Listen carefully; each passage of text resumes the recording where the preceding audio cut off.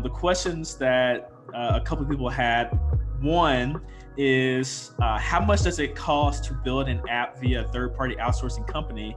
And then I guess a follow-up question to that would be, do you have like a list of apps that you sponsor or suggest to help non-technical co-founders get started in the tech industry?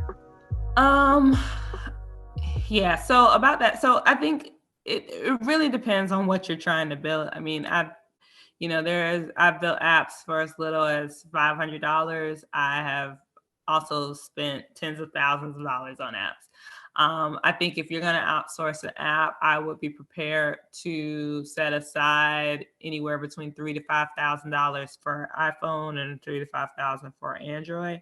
But it could be a lot less than that. It could be a lot more expensive. What it really boils down to is one, your functionality requirements, everything you want to incorporate in the app. If you want to build something simple like a calculator, for example, it's not going to cost you $3,000, right? But if you are looking to build something that is enterprise level, something that is robust, that is going to be incorporated across several different countries and continents and things like that, and across several different workforces, yeah, that might cost you into the hundreds of thousands, right? And so just thinking about that, it also really depends on where you have it built, whether you're having a domestic developer to, build your product. They may be a little bit more expensive than outsourcing to, India or Africa or even a Colombia. So these are just factors and things that you need to think about when you're building, like how complex is an app, and can I just build a leaner version of it, just an MVP or a simple version of the app, so that I don't have to break the bank before I've actually proven that my theory and that my app business model actually works. What was the second question again? Do you have a list of resources, apps, resources that you would recommend for non-technical founders who want to get started? I mean, outside of the app accelerator, there's tons of tools out there. I think we're just Or you know what, actually, Amanda, maybe this might be a good opportunity for the app accelerator to put together a list. Maybe like a little short list of like the top 10 apps to get started as a non-technical co-founder or something like that. What do you think about that? Oh, I think that's a great idea. I think, there isn't necessarily apps that can help, apps per se, and maybe there probably should be. Maybe that's something I should look into. There isn't necessarily apps that will help non-technical co-founders, but there's a lot of communities online that just provide great educational resources. And it starts with as simple as a Google search, like and diving deeper into your industry, because there's going to be information that is just generally relevant to everyone, and there's going to be information that's generally relevant to your industry in particular. I think for our app accelerator program, what I try to focus on is actually providing insights into the business of apps. One, because a lot of people don't think of apps in the confines of a business. They think of them as just some cool thing that exists on your phone or on your web browser or on your computer. And so breaking down like how apps actually make money, the different business models behind apps, different programming languages that are used to build apps, thinking through your business model and your strategy, helping people navigate app design and breaking it down in systematic processes so that people not only are able to get to the next step of development, but they're also able to think differently about the business that they're building. A lot of my program participants have been sitting on their ideas for years. And what I've noticed is that, people try to start doing it themselves. They try to figure out this process, and it's just very fragmented, right? So you're doing all these random Google searches, you're writing things down in your notebooks, you're saving things on a Google Drive, and you just don't have it all pieced together in a way that actually is moving you forward. And so that's what the App Accelerator tries to solve for people who, in particular, those who are non-technical, they're, leading in their own industries, but, are kind of overwhelmed by the technical process. So like I said, we have doctors, we have lawyers, we have finance professionals who are in our program. And it's just amazing to see, because these people are absolutely brilliant, but, tech can be very isolating, and it can be very overwhelming when you were first presented with it. So, breaking these processes down into small digestible parts for people so that they can not only understand their business better, but they can understand the practice of building apps better, as well as how to work with developers. So we walk them through their development options. There's more options out there than just outsourcing or coding yourself.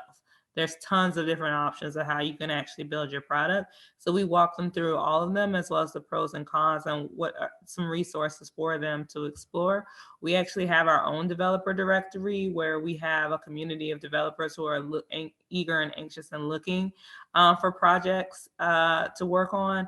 And some of them are even looking to be co-founders of the projects if, they're presented with the right project. So that's actually a really cool element of our community as well. We also have a resource repository where we have literally dozens of app building tools and things and services that you'll need to build an app. So we try to make it as comprehensive as possible and pull everything that you might need to build an app, regardless of whether you are coding it yourself or, outsourcing it or, exploring some other options as well.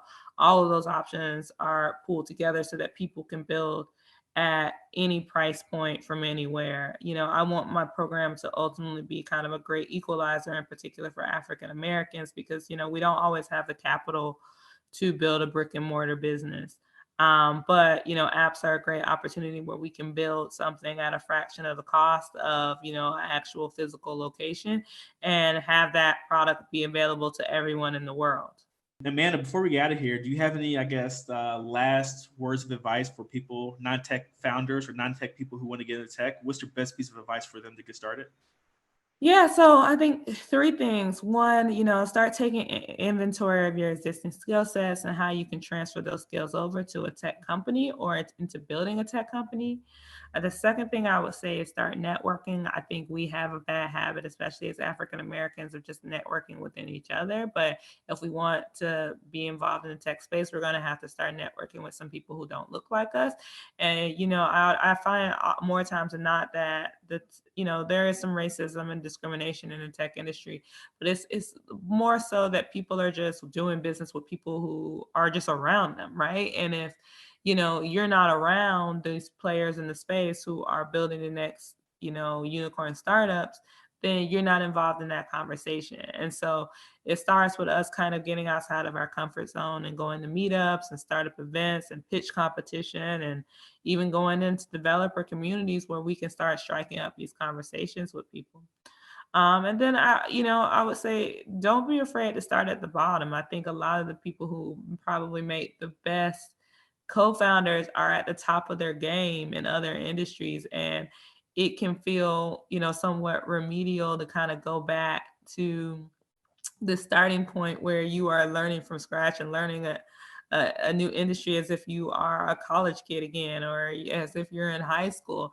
But remove your ego and remove your pride from it, and know that you're doing this for your betterment. You're doing this for the betterment of your family and for your economic advancement. And sometimes that involves just kind of putting your pride aside and just taking that bet on yourself. I hope with my program that we make it easy for people, that we make it comprehensive for people. And my hope and my goal is to not necessarily even be like the next unicorn founder, but possibly provide a framework and a roadmap of understanding for that person who might have that next $1 billion idea, but just simply does not know where to start. So I will be taking phone calls for anybody who is interested in the program. I know that people are like, oh, I don't know. Should I sign up? I don't know if it's right for me. If you visit the website, there's a section where you can schedule a call on the homepage. If you just look in the main menu, schedule a call with me. I'm happy to talk and further discuss things with you and see if the program is for you. And after we schedule a call, I'm happy to send you more information. So you don't have to, no pressure to sign up. We are taking on people. We're actually having a Black Friday special. So I'm happy to share the code with you guys and chat with you further after the call.